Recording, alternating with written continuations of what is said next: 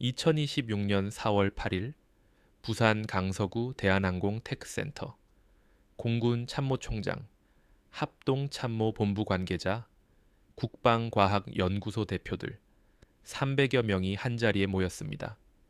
그들이 기다리는 것은 비행기가 아니었습니다. 조종사가 없는 비행기였습니다. 한국이 드디어 자신만의 눈을 가졌습니다. 공식 명칭은 중고도 정찰용 무인 항공기, 영문으로는 MUAV.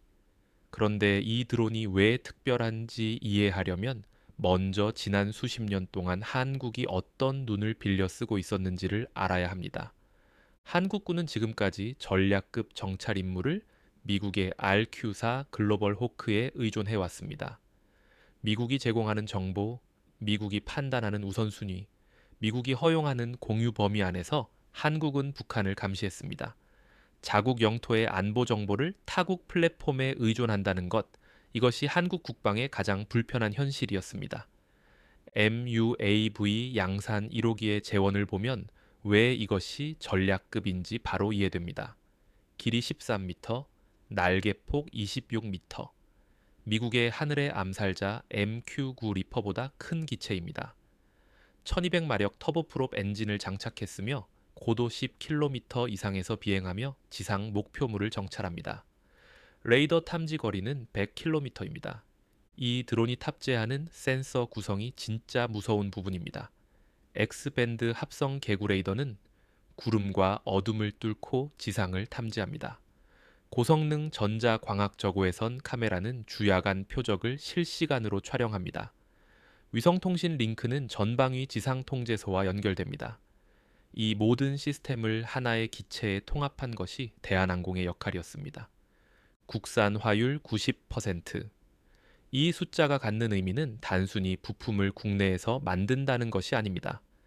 센서를 개발할 수 있는 나라, 항공전자 시스템을 통합할 수 있는 나라, 복잡한 데이터 링크를 설계할 수 있는 나라가 됐다는 의미입니다. 유럽의 차세대 MALI 드론 사업인 유로드론의 국산 화율 목표보다 높습니다. 개발 역사를 보면 이 성취가 얼마나 어려운 것이었는지가 보입니다. 사업은 2008년 시작됐습니다. 무려 18년의 여정이었습니다. 통신 장비 오류, 방빙 시스템 결함, 예산 부족, 기술 난제. 수차례의 사업 지연을 견디며 2023년 8월 방위사업추진위원회에서 마침내 양산 계획이 의결됐고 총 9,800억 원의 예산으로 2028년까지 양산이 진행됩니다. 공군 참모총장 손성락 대장은 출고식에서 이렇게 말했습니다.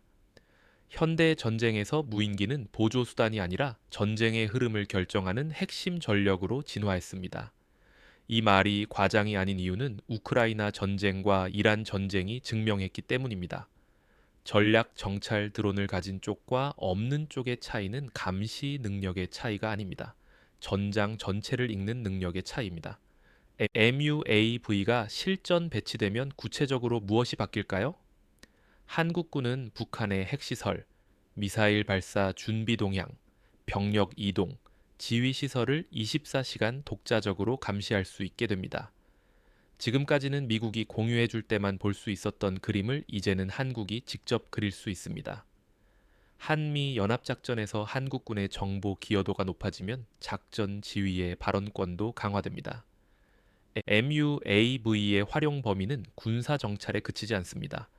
방위사업청은 향후 해양경찰, 소방, 재난 감시 등 민간 분야에서도 활용 가능성을 열어두고 있습니다. 또한 한국이 90% 국산화된 전략급 드론 생산 능력을 갖추게 되면서 방산 수출 품목으로서의 가능성도 열렸습니다. 한국이 MALI 드론을 생산하는 나라가 된 것 자체가 글로벌 방산 시장에서 새로운 경쟁력입니다. 이 드론이 등장하기까지 한국 항공산업이 걸어온 길을 돌아봐야 합니다. 불과 30년 전 한국은 훈련기를 미국 라이선스로 만들던 나라였습니다. TI-50 고등 훈련기를 독자 개발했을 때 세계는 놀랐습니다. FA-50 경전투기를 수출했을 때 다시 놀랐습니다. 그리고 KF-21 보라매가 하늘을 날았습니다.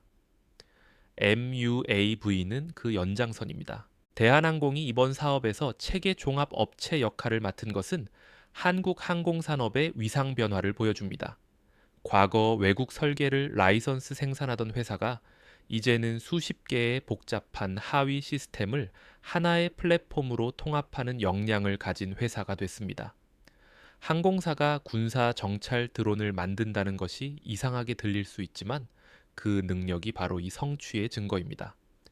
MUAV 개발에 참여한 LIGD&A와 한화 시스템의 역할도 주목할 만합니다. LIGD&A는 X밴드 합성 개구 레이더와 핵심 항공전자 장비를 공급했으며 한화 시스템은 전자광학 저고해선 탐지 추적 장비를 담당했습니다. 이 두 기업은 KF-21의 AESA 레이더와 전자전 체계도 개발한 회사들입니다. 한국의 항공전자 생태계가 전투기와 드론 두 분야에서 동시에 세계 수준에 도달하고 있습니다. 2026년 7월에는 운용부대에서 체계 장비 통합 시험과 비행 시험이 실시됩니다. 모든 검증이 완료되면 2027년 초 공군에 인도되어 실전 감시 정찰 임무에 투입됩니다. 방위사업청은 MUAV를 유인-무인 복합체계의 핵심 요소로 정의하고 있습니다. KF-21 보라매와 함께 미래 전장에서 운용될 플랫폼입니다. 전략 정찰 드론을 가진다는 것이 국제 관계에서 어떤 의미를 가지는지 생각해 봐야 합니다. 이스라엘은 헤론 드론으로 중동 전역을 감시하며 정보 우위를 유지합니다. 터키는 바이락타르 드론으로 지역 강국으로서의 위상을 확보했습니다. 미국은 글로벌 호크와 MQ9로 세계 어느 곳이든 감시합니다. 한국이 MUAV를 가지면 한반도와 그 주변 해역에 대한 독자적인 정보 수집 능력을 가지게 됩니다. MUAV의 등장은 한국 군사 전략의 근본적인 변화와 연결됩니다. 한국군은 킬체인, 한국형 미사일 방어, 대량 응징보복의 삼축 체계로 북한 핵미사일 위협에 대응합니다. 이 세 가지 모두에서 적시적인 정찰 정보는 핵심 전제 조건입니다. MUAV 없이는 킬체인도 선제 대응도 의미를 가지기 어렵습니다. 세계 드론 시장에서 한국의 위치도 달라집니다. 현재 AMALI급 드론을 독자 생산하는 나라는 미국, 이스라엘, 중국, 터키 등 소수에 불과합니다.